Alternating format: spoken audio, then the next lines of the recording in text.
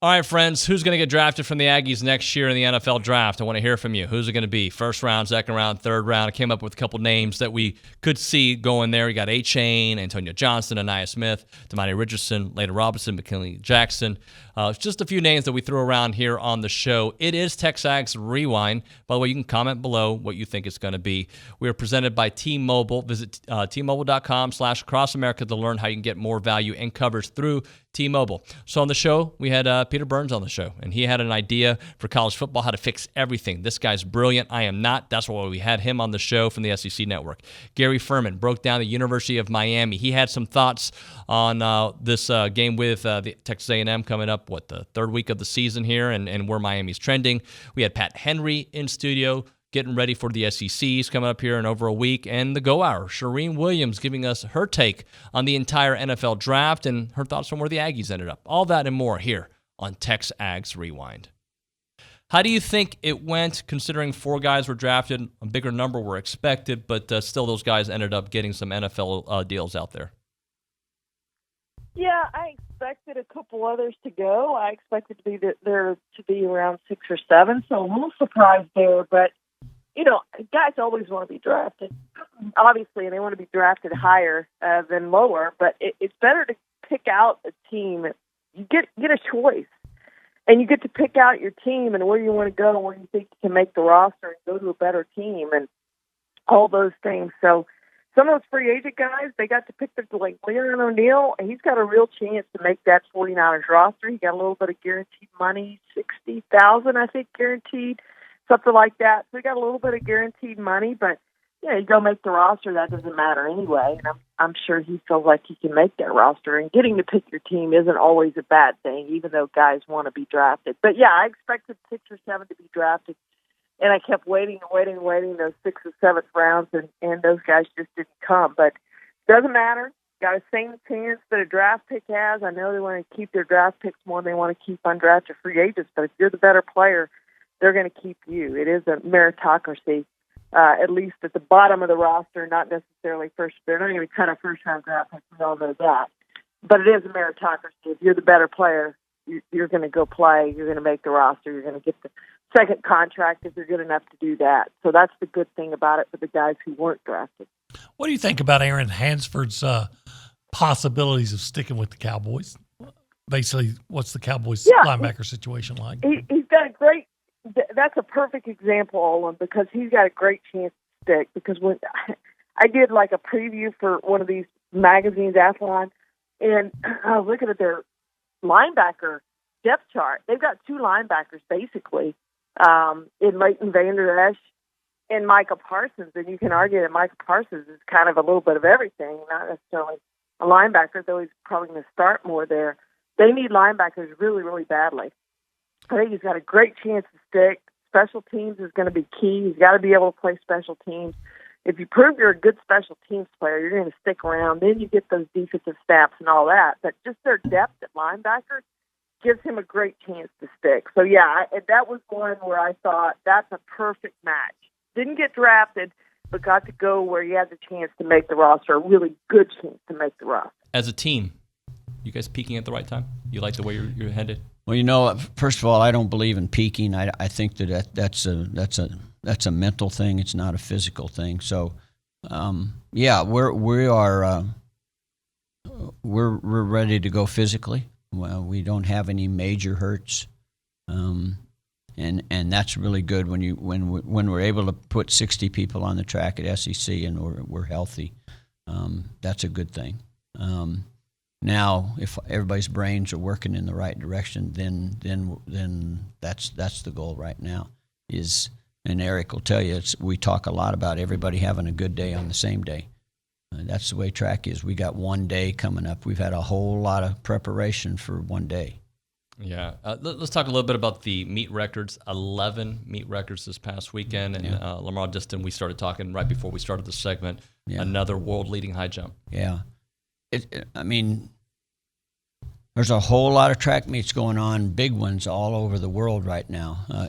Penn Relays was last weekend, and Drake Relays was last weekend, and there's big meets going on all over. And for Lamara to be leading the world right now is really significant. To jump 6'5.5" is a huge jump, and she's doing a great job.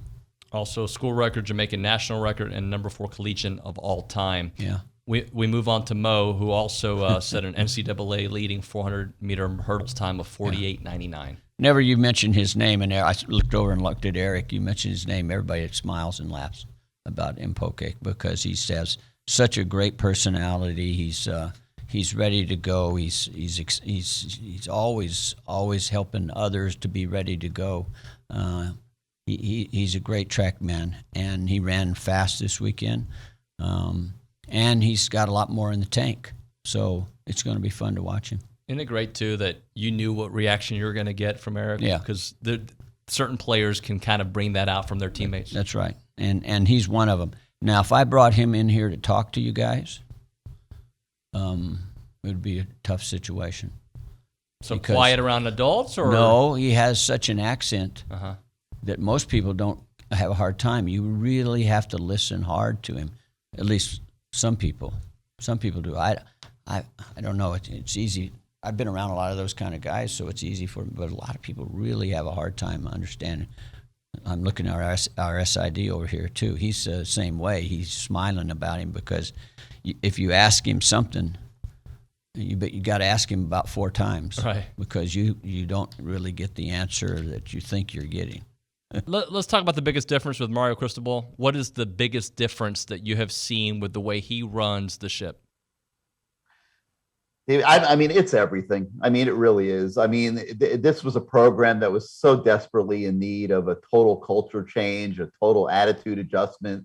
And from the second that he walked in the door, that's what he has brought to the table here at Miami. And, people ask me, when you go out to practice, what do you see that looks different? And my answer is the same, like everything. From the second you step foot out there, you feel a whole different energy. It begins when they warm up, quite frankly, at every practice. And there is more energy, juice, excitement, whatever word you want to use, in the first 5 minutes of practice now than we used to see in entire practice sessions or large segments that we were allowed to watch. And Miami is there's a lot of work to do, but they are definitely going to, I think, very quickly get back into relevance in college football. South Florida reminds me a lot of the Houston fans and the fact that when teams are good, they're there. They're going to be there. But when they're not so good, they're not there. They got too much to do in Miami. So are people getting behind what they think the University of Miami is going to be like this year beyond